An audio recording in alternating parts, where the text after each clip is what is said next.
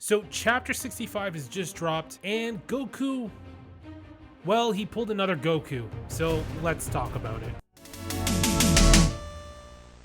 So leaks were popping up all over the place this past week, and people were getting pretty worried that Toyotaro has kind of lost his mind. Everyone was just kind of freaking out. The fandom, everyone was just not happy with what they were seeing. Goku pulling another Senzu Bean and giving it to Moro to let him fully power up again, doing the same thing he did with Cell. In fact, a lot of what's been happening kind of just feels like recycled stuff from before. We've talked about it in previous chapters. Toyotaro kind of doesn't seem to have any originality, but he does have cool moments. So I want to talk about that for a minute. Toyotaro seems like a mixed bag here. I'm not sure how to feel because at times he really seems to push the envelope and we get to see some cool ideas that maybe Toriyama wouldn't have thought of. Now, in saying that, I'm not going to defend what Goku did here because it was dumb. It was just straight up dumb. I understand why people are so upset about it, but at the same time, as someone who is a huge fan of Dragon Ball, my expectations of it have just kind of dropped. The story, the writing, it all has been pretty lackluster for a really long time. I have complained about this time and time again. If you watch my previous chapters, you'll know this, so I'm sorry if I'm just repeating myself at this point, but I am tired of just seeing the entire cast sitting on the sidelines doing nothing. There's just so many characters that this show has, and they're all unique and have really cool things that they can offer, but the show just gets so focused on Goku. Now, I understand this is the Goku show. Dragon Ball has always been about Goku, but that doesn't mean you can't focus on other characters at the same time. One Piece does this brilliantly. It's been going on for over 20 years now. There's no excuse why we can't see this show up in other shonens. In fact, we do see this show up in other shonens. Naruto does it, Boruto does it, My Hero Academia, you name it. Dragon Ball seems to be the only one that does something linear. About 5 or so chapters ago, Toyotaro gave all the humans a chance to shine again. So you had Krillin go up against an enemy, you had Tien,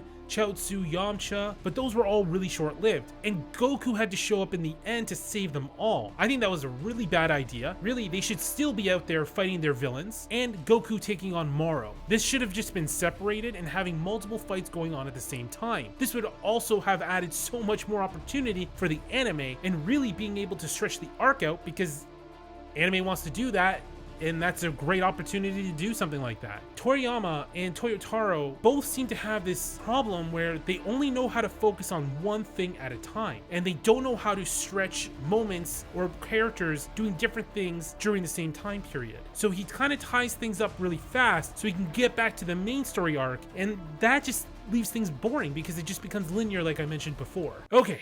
Now, aside from that rant, I want to get back to this chapter here. So Krillin shows up to see what's going on. He sees that Goku transformed into Ultra Instinct. And since Krillin's been relegated to just being the Senzu Bean guy, okay, I promised I said I wasn't going to keep going on my rants. Back to the story. Goku takes the Senzu Beans from Krillin and then throws one to Moro. And like we've seen before, everyone else around him all lose their minds saying, what the are you doing? Classic Goku, pulling a Goku and just going full dumb mode. So Goku asks Moro that if he promises to be good and go to jail, Goku asks a villain who is literally destroying the universe if he'll be a good boy and go and Goku was asking Moro if he was going to be a good person and just simply go to jail and do what he's told. Of course, that doesn't play out that way. Moro lies and says, absolutely, Goku, I'll do that for you. And then once he got powered up again, does the complete opposite. He immediately goes to try to punch Goku and just shatters his hand. We get to learn that Ultra Instinct will automatically harden the body to defend itself accordingly as to whatever's happening around him. So Goku pulls off the biggest Chad move I've ever seen. He depowers and squats next to Moro and literally asks him, do you even lift, bro? Of course, Moro mentions that he's never actually lifted. Okay, they're referring to training. He's never actually trained before. And from there, he just kind of goes on saying that training is for weak people. Moro's just always been powerful. And I mean, if you can literally consume the power of planets, you don't really need to do any training at all. Goku's disappointed as well that Moro just simply won't come to his terms and basically become a sparring partner for him. But Goku does this always. He does it against Broly, he did it against Frieza, he did it against just you name it, Boo. Whoever's the most powerful villain in that moment, that's who he wants to train with because that's the toughest fight he's ever had. Goku does seem to come to terms that Moro will not be changing, and he is who he is. So Goku's ready to make sure that he's gonna go back to jail, but Goku, allowing Moro to have time to think, notices his old hand that Mirror's cut off is still there. It's behind Goku. That hand absorbed Mirror's. That's why Mirror's cut it off. So Moro takes the opportunity, grabs that hand, and reattaches it to himself, and now has the power of an angel. Way to go, Goku. Way to go. So Moro starts to power up. He's got the power of an angel. He's literally now using Ultra Instinct to match Goku. They start trading blows. They're looking pretty evenly matched, but then something really strange starts to happen. And we saw these in the leaks as well. Moro seems to be unable to control the power of an angel, and his body starts to just balloon and malfunction and just doing all sorts of weird, wacky things. So naturally, what does one do? Also, let me just mention, Moro looks so ridiculous here. I honestly feel like I'm watching Looney Tunes at this point. Oh, I gotta show this paneling as well. When Moro is ballooning out, his chest plate now just straight up looks like a bra. Yeah.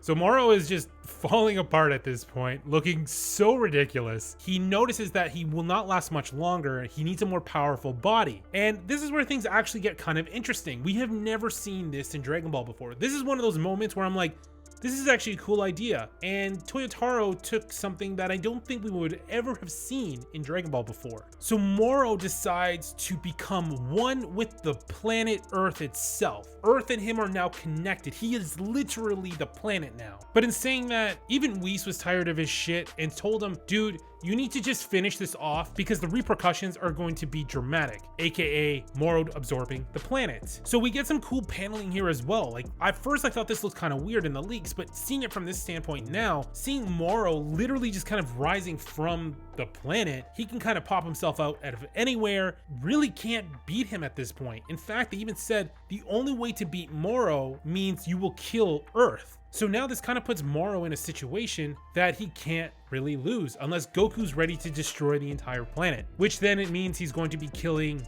billions of people in order to achieve that. So seeing Moro in this paneling reminded me a lot of Aladdin and the Cave of Wonders, I think it was called, that giant tiger looking mouth where Aladdin goes inside to get the lamp where he meets the genie for the first time. Anyway, I just thought that reminded me of that. So Goku and the others are in a predicament at this point because Goku can't exactly finish Moro off, completely screwing everyone over for his own gain, putting the entire planet at risk simply because he decided to give Moro a Senzu Bean. But anyway, this is where the chapter ends. So where are we gonna go from here? Well, I think that's kind of obvious. The fact that Moro absorbed the planet kind of speaks for itself. We pretty much can see exactly where this is going. Vegeta's gonna join Goku and use his fission technique to separate Moro from the planet, and then Goku can finish him off. And that's pretty much gonna be it. But I wanna know how you guys feel about this chapter. Are you getting tired of Goku's antics and you kind of just want to see, I don't know, anything else happen? Or are you okay with this and this is just what you expect from Dragon Ball? Also, what do you think about Vegeta? Do you think he's gonna come back in and use his fission technique to destroy Moro? Or do you think it's gonna be something else that's gonna happen? So if you enjoyed this, remember to subscribe,